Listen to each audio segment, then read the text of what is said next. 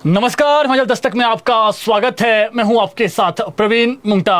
पूरे दिन हिमाचल प्रदेश में क्या कुछ खास रहा है, सभी खबरों को लेकर जुड़ चुके हैं। सबसे बड़ी जो खबर है, जो दुखदाई खबर है, आज भी 3 और शव बरामद हुए हैं। प्रदेश में जिस तरीके से आपदा आई है, इस आपदा के बाद हिमाचल हिल गया है। मुख्यमंत्री सुखविंदर सिंह सुक्खू आज रामपुर के समेज में खुद गए थे। वहां पर 3-4 बड़ी कह सकते हैं आप घोषणाएं उन्होंने की है और हर संभव जो सहायता है वो आपदा प्रभावित लोगों को जो है वो दी जाएगी। ये सीएम ने बड़ी बात कही है। आपको आज एक और रिपोर्ट बताएंगे कि समेज गांव में आज से 20 साल पहले भी जो है वो इसी तरीके की एक बाढ़ आई थी, जो वहां पर ग्रामीणों से बातचीत हुई है। इसके अलावा आपको बताएंगे वहां पर अभी भी 8 बच्चे लापता है। 36 के 36 जो लोग हैं वो अभी एक भी व्यक्ति नहीं मिल पाया है। प्रदेश में और भी मौसम अभी खराब है। प्राइम मिनिस्टर से मिले हैं जयराम ठाकुर, वो आपको बताएंगे। टीजीटी का शेड्यूल बदला है, सभी खबरें बताएंगे। शुरुआत करते हैं बड़ी खबर के साथ। समेज गांव में कुदरत की ऐसी मार पड़ी है, वहां सिर्फ अब एक घर बचा है। ये बड़ी खबर है। देखिए, इसमें 2 चीजें हैं। एक समेज का जो हिस्सा है वो कुल्लू में आता है, एक समेज का जो हिस्सा है वो शिमला जिला में आता है। जो एक समेज था जिसको उपला समेज कहा जाता है, ये कुल्लू में आता है। वहां पर कम तबाही हुई है, वहां पर तो 4-5 घर बहे हैं। लेकिन जो नीचे वाला समेज है वो सारा तबाह हुआ है, जो शिमला जिला में है। वहां पर सिर्फ आज एक घर बचा है। हमारी जो बातचीत हुई है आज अनीता से, उन्होंने कहा है कि उस रात को क्या हुआ था बता देते हैं आपको। अनीता अपने 3 बच्चों के साथ, 31 जुलाई की रात की ये बात है, 31 जुलाई को अपने 3 बच्चों के साथ वो घर पर थी।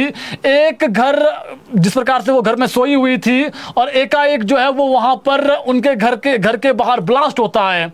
ब्लास्ट होने के बाद जो है वो उन्हें पता चलता है कि वहां पर जो बच्चे हैं, 10-12 जो लोग बच गए थे ग्रामीण लोग, वो उनके घर आते हैं। और घर आने के बाद वो उनको कहते हैं, जैसे वो आते हैं दौड़ते हुए और अनीता को पता चलता है कि बाहर कुछ हो गया है, तो उन्होंने पूछा कि क्या हुआ है। तो उन्होंने बताया कि सब कुछ तबाह हो गया है। 12 बजे की रात की घटना है उस रात की, और सब कुछ तबाह हो गया है, सिर्फ हम बच गए हैं। जैसे ही अनीता घर से बाहर निकली, उसके घर तक पानी आ गया था।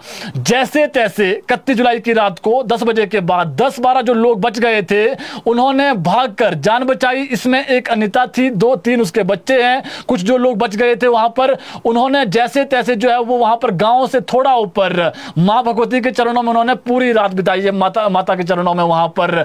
और जो पूरी रात है वो तो वहां पर रहे। और ये उस रात की घटना बता रहे हैं, हम उस रात को हुआ क्या था। सिर्फ वहां पर एक घर बचा है, वो भी इस महिला का। एक घर और बचा हुआ है लेकिन उसमें रहता कोई नहीं है। और आज अनीता ने एक बड़ी बात कही कि मैंने जी के क्या करना है, जो मेरे अपने थे, जो मेरे पड़ोसी थे, वो सब बह गए हैं, भगवान हमें भी साथ ले जाता। इतना दर्द है वहां पर, जो स्थिति है, बस रोते बिलखती आंखें हैं। और अनीता ने यह भी कहा है कि अब तो ये जगह रहने लायक रही नहीं, यहां तो शमशान घाट बन गया, वैसी स्थिति हो गई है। आज पूरा दिन मातम छाया रहा। सीएम सुखविंदर सिंह सुक्खू आज वहां पर गए थे, वो भी बता देते हैं आपको। सीएम ने 3-4 बड़े फैसले भी लिए हैं। मुख्यमंत्री सुखविंदर सिंह सुक्खू आज रामपुर के इसी बाढ़ प्रभावित एरिया समेज पहुंचे। उन्होंने सबसे पहले जो एनडीआरएफ की टीम थी और उनसे ये पूछा कि रेस्क्यू किस तरीके से चल रहा है। वहीं जो ग्रीनको हाइड्रो प्रोजेक्ट है उसका भी आज सीएम ने निरीक्षण किया।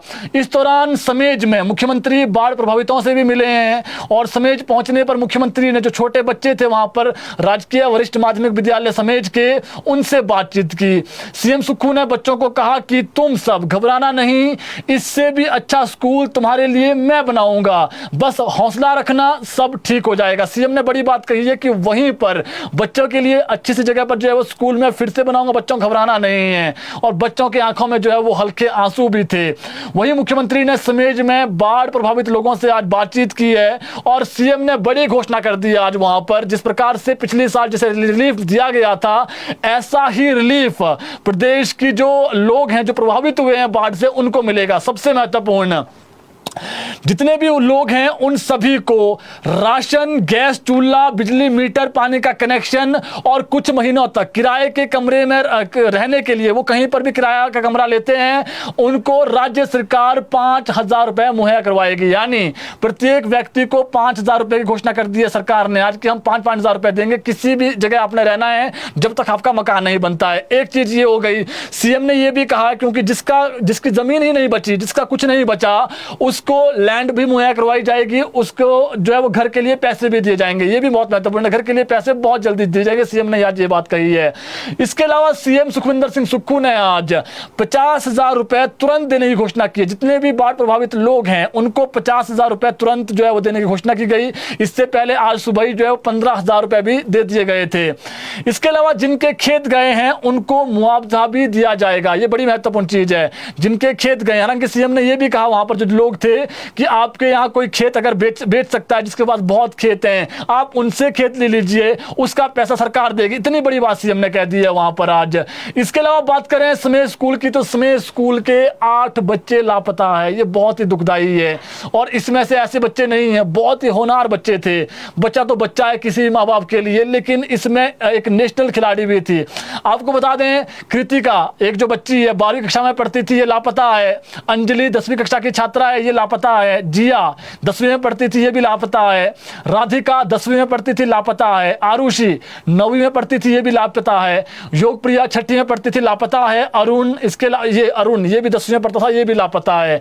तो एक ही स्कूल के 8 बच्चे लापता है। दो और बच्चे भी, टोटल 10 हैं, लेकिन जो 2 और बच्चे हैं वो स्कूल में नहीं पढ़ते थे। तो ये मान के चलिए कि समेज में अभी भी 10 बच्चे ही बच्चे लापता है, बाकी तो और जो लोग हैं 36 के 36 लोग, किसी का सुराग हाथ नहीं लग पाया है। और जो आज एनडीआरएफ, एसडीआरएफ, इसके अलावा जो आर्मी है, पुलिस है, होमगार्ड है, स्थानीय लोग, उन्होंने चप्पा छान मार लिया। और आपको एक चीज और बता देते हैं, वहां पर जो पत्थर आए वो क्विंटलों टन भारी है। तो वो अब जिस तरीके से वो पत्थर वहां पर अब एक जगह पड़ गए हैं, तो उसको साइड करने में समय लग रहा है। लेकिन ये जरूर कहा है, आज डीसी शिमला से हमारी बातचीत हुई है, डीसी शिमला ने ये बड़ी बात कही है कि जब तक सभी मिल नहीं जाते हैं ये अभियान चलता रहेगा। तो आज हालांकि कोई बड़ी जो है वो कामयाबी हाथ नहीं लग पाई, क्योंकि शव नहीं मिल पाया वहां से, कोई जिंदा भी नहीं मिल पाया है। भगवान से दुआ करेंगे कोई ना कोई जो है वो जिंदा जरूर बाहर निकले। आपको बता दें, अभी तक जो हमारे पास सूचना है, कल भी और आज भी 6 शव बरामद कर दिए गए हैं और आज 3 शव आज मिले हैं। 47 लोग अभी भी लापता है। 61 घर तबाह हो गए हैं, टोटली जो नेस्त नाबूद हो गए, जमींदोज हो गए हैं। 42 घरों को आंशिक क्षति पहुंची है। 22 जो गौशालाएं हैं वो बह गई है। 38 के आसपास जो पुल हैं छोटे बड़े, ये बह गए हैं। 6 स्कूलों को जो है वो कुछ का एक हिस्सा बह गया, कुछ पूरा क्षतिग्रस्त हो गया है। 17 व्हीकल जो है वो चाहे वो आप कह सकते हैं लैंडस्लाइड हो या फिर जिस प्रकार से बादल फटे हैं उसकी भेंट चढ़े हैं। तो इतना नुकसान हुआ है प्रदेश की, जो कह सकते हैं आप, जो चाहे वो गवर्नमेंट लैंड हो या फिर प्राइवेट हो या फिर जिस तरीके से जो क्षति हुई है। तो ये हो गया। इसके अलावा बता दें आपको, आज चौहार घाटी के राजबन में 2 शव बरामद हुए हैं और इसमें 9 वर्षीय जो शव मिले हैं, बच्चों के शव है दोनों के। इसमें 9 वर्षीय एक बच्चे का नाम अमन है और दूसरा जो बच्चा है उसका नाम आर्यन है। दोनों ये जो है वो एक 9वीं में पढ़ता था, एक 8वीं में पढ़ता था। ये आज जो शव है, इनके शव भी जहां पर इनका घर था, घर के नीचे दब गए थे, वहां पर एसडीआरएफ की टीम, एनडीआरएफ की टीम लगी हुई थी। वहीं से ये जो शव है, जब जो घर था, घर के हिस्सों को तोड़ा गया, उसमें ये शव मिले हैं इनके। फिलहाल पिछले कल भी 3 शव मिले थे और 2 शव आज मिले हैं, टोटल 5 शव हो गए हैं। 5 शव मिल चुके हैं चौहार घाटी के राजबन गांव में। तेरंग जगह का नाम तेरंग भी है और यहां पर अभी भी 5 लोग लापता है। पिछले कल जो 3 शव मिले थे, नाम बता देते हैं आपको। इसमें एक चेत्री देवी थी, एक सौजू राम है, एक चंदी देवी है। जो सौजू राम है, इनका शव देर रात को मिला पिछले कल, और जो चेत्री देवी है इनकी वाइफ है, इनके शव पिछले कल ही मिल गए थे। चंदी देवी का जो शव है वो दिन को मिल गया था। वहीं बात करें बागी पुल की, ये निर्मल में पड़ा जी बागी पुल, इसमें भी आज एक शव मिला है, लेकिन अभी तक ये महिला का शव है, शिनाख्त नहीं हो पाई है। लेकिन सबसे अधिक जो दर्दनाक बात है, शव तो नहीं मिला है, लेकिन जो शव है वो शत विक्षत हालात में है। इसका धड़ ही नहीं था, धड़ मिला ही नहीं है शव का। तो ये बहुत ही कह सकते हैं आप, जो डेड बॉडी मिल भी रही है वो देखने लायक नहीं है। कुल्लू की पार्वती घाटी की बात करें तो वहां पर जो मलाना 1 जो डैम था वो फट गया था। इसमें 4 जो कामगार रहे, ये पिछले कल नहीं मिल पाए थे, अंदर ही फंस गए थे, इनसे कॉलिंग पर संपर्क हो रहा था और आज सुबह करीब 35 घंटों के बाद इनको बाहर सुरक्षित निकाला गया। ये बड़ा रेस्क्यू ऑपरेशन है। भगवान का शुक्रिया अदा करना चाहेंगे कि 4 जो लोग हैं वो जिंदा बाहर निकले हैं। इनके नाम बता देते हैं आपको। एक का नाम डोला सिंह है और एक विजय कुमार है, एक सौरभ शर्मा है, एक विशाल पांडे हैं। इन सभी को सुरक्षित बाहर निकाला गया है। मलाना 1 का जो प्रोजेक्ट इसमें जो है वो 33 लोग फंसे हुए थे, 29 कल निकाले गए हैं और 4 जो शव है वो आज बाहर, माफी चाहूंगा, 4 जो लोग हैं वो आज बाहर निकाले गए हैं, सभी सही सलामत हैं। इसके अलावा बात करें उप मुख्यमंत्री की, तो मुकेश अग्निहोत्री ने भी आज जहां पर बादल फटे हैं वहां का जो है वो दौरा किया है। इसमें बागी पुल, मतियाना, कुमारसैन, सैंज, कुरपनखड़ में जल शक्ति विभाग की पेयजल योजनाओं को जितना नुकसान हुआ है उन सभी घटना स्थलों का आज जायजा लिया।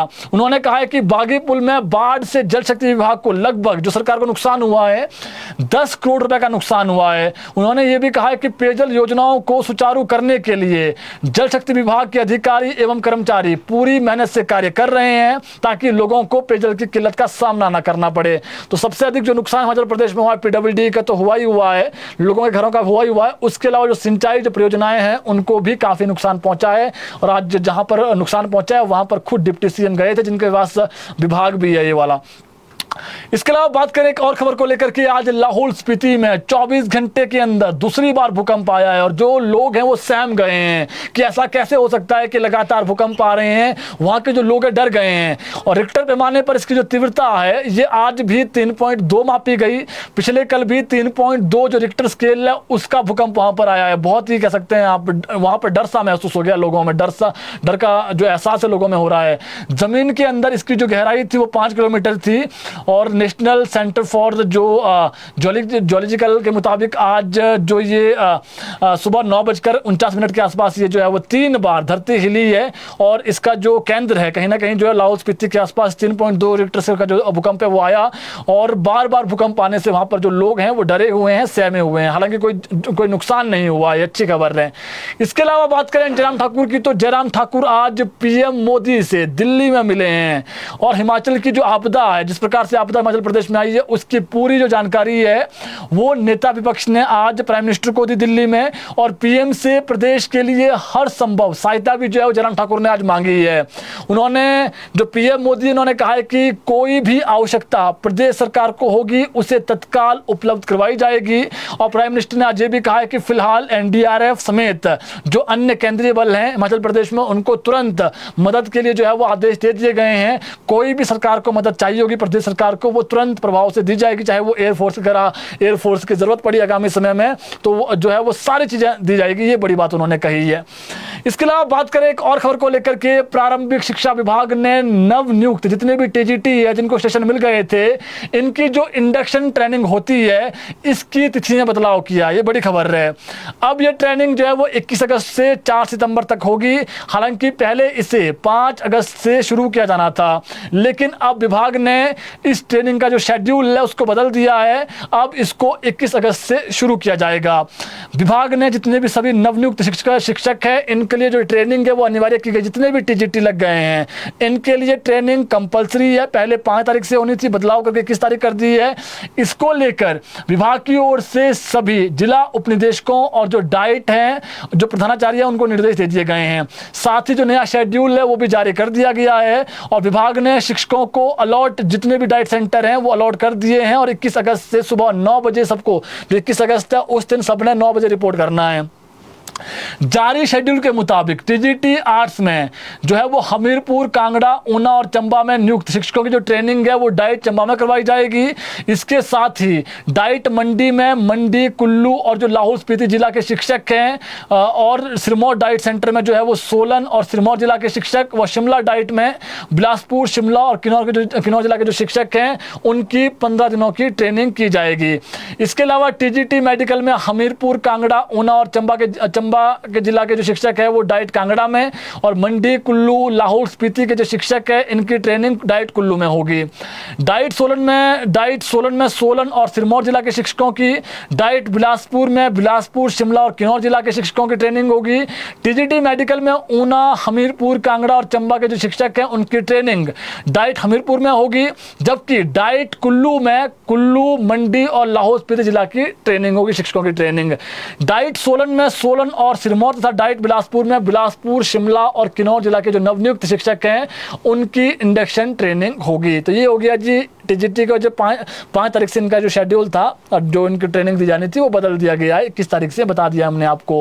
अब आपको बताते हैं जितनी प्रदेश में बेरोजगार युवा है, कुछ तो ऐसे हैं बेचारे जिसको कह सकते हैं आप जिन्होंने पेपर दिया रिजल्ट नहीं आ रहा, लेकिन अच्छी खबर ये है जो 21 पोस्ट कोड हैं जिनको कैबिनेट से रिजेंडी मिल गई थी, उनकी जो फाइल है ये राज्य चयन आयोग को भेज दी गई है शिमला से कार्य विभाग ने। तो ये बड़ी खबर है, अब इनका रिजल्ट भी बहुत जल्दी आएगा। जो JOA 817 है ये इन प्रोसेस से रिजल्ट बहुत जल्दी आएगा, और जो 903 939 वाला पोस्ट कोड है उनका रिजल्ट भी बहुत जल्दी आएगा। JBT का रिजल्ट भी बहुत जल्दी आने वाला है कुछ ही दिनों में, यही बता देते हैं आपको। जो NTT है, NTT के लिए फिलहाल इंतजार करना पड़ेगा जब तक TGT प्रॉपर जिस प्रकार से अब आ ही गया रिजल्ट इनका कोई रहा नहीं है। जो JBT है अभी इनका रिजल्ट आएगा, रिजल्ट नहीं, इनका जो स्टेशन मिलेगा, रिजल्ट तो इनका आ ही गया है। जब इनको स्टेशन मिल जाएगा उसके बाद इन प्रोसेस होगी NTT की फाइल, और NTT का जो रिकॉर्ड मांगा गया है, हमारे जो रोहित ठाकुर से बातचीत हुई है उनका ये कहना है कि NTT की भर्ती हम JBT का जब खत्म हो जाएगा सारा कुछ, जब उनको स्टेशन मिल जाएगा उसके बाद हम NTT का प्रोसेस शुरू करेंगे।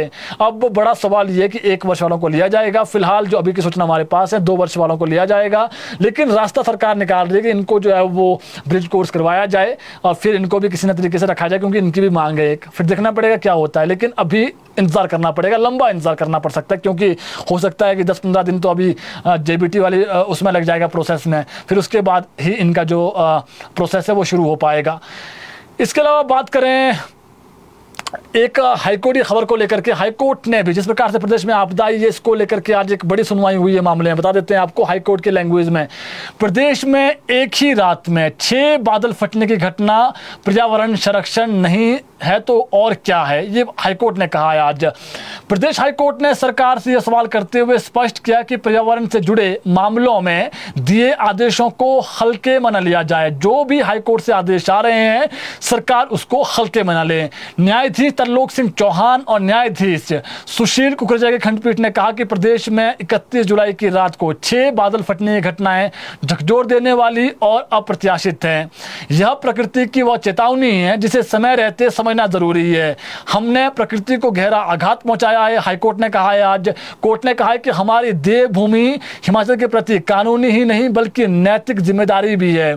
कोर्ट ने सभी पक्षकारों और संबंधित स्टेक होल्डर्स को 5 दिनों के भीतर मीटिंग कर मुद्दे पर गंभीरतापूर्वक विचार करने और नीतिगत निष्कर्ष पर पहुंचने के आदेश दिए हैं आज हाईकोर्ट से। मामले पर जो अगली सुनवाई है वो 8 अगस्त को निर्धारित की गई है।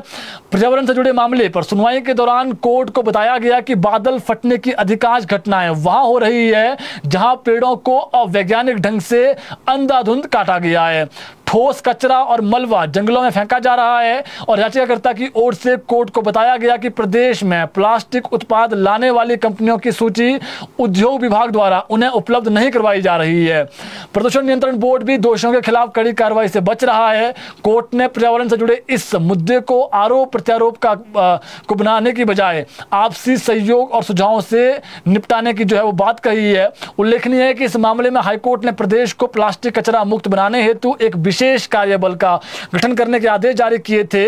कोर्ट ने नगर परिषदों, नगर निगमों और नगर पंचायतों के सदस्यों सहित जिला कानूनी सेवा प्राधिकरणों के सचिव, पर्यटन विकास निगम, वन विभाग, गैर सरकारी संगठनों और अन्य हितधारक संस्थाओं आदि को सदस्यों के जो है वो शामिल करते हुए इसे विशेष कार्यबल गठन करने का जो आदेश है वो दिया था।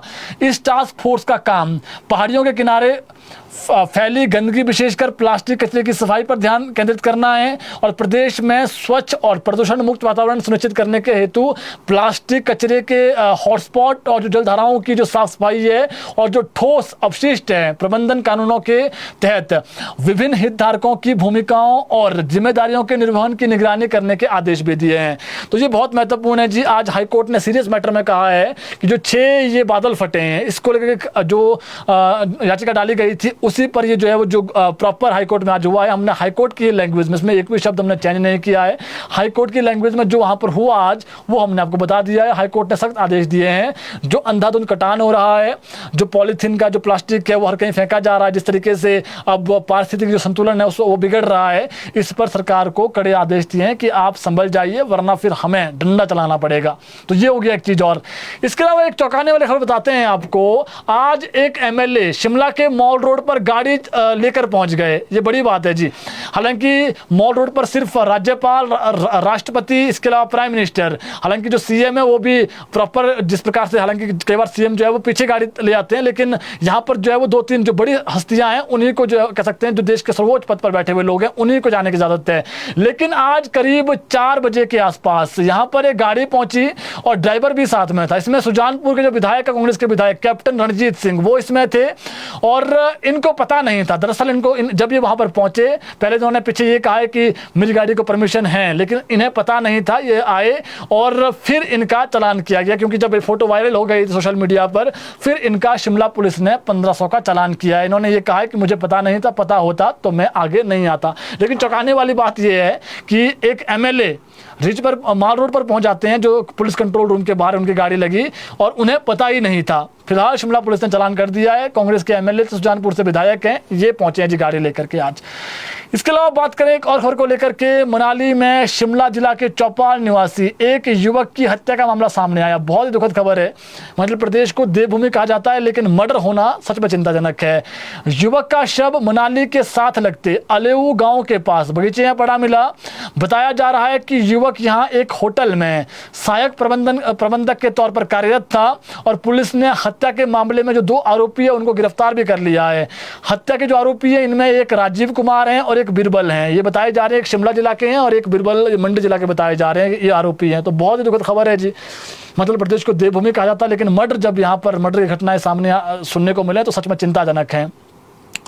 इसके अलावा बात करें मौसम को लेकर, प्रदेश में मौसम का एक बार फिर से अलर्ट आ गया है। हिमाचल प्रदेश के 7 जिलों में 8 तक भारी बारिश का अलर्ट है। 8 अगस्त तक ऊना, कांगड़ा, चंबा, मंडी, बिलासपुर, सिरमौर और सोलन, इन जिलों में जो अधिकतर ऊंचाई वाले क्षेत्र, जो मध्यम ऊंचाई वाले क्षेत्र है, यहाँ पर कुछ जगहों पर भारी वर्षा होने का पूर्वानुमान है। तो ये मान के चलिए कि प्रदेश में लगातार अगले 2-3 दिन मौसम खराब रहने वाला है। जहां पर अधिक बारिश हो, लोगों से हमारी अपील है, जहां अधिक बारिश होती है वहां पर बादल फटने की घटनाएं जो है वो संभावित हो जाती है। तो वहां सतर्क रहें, सावधान रहें। जो 8 जिले हैं हमने बता दिया है कहां कहां बारिश हो सकती है।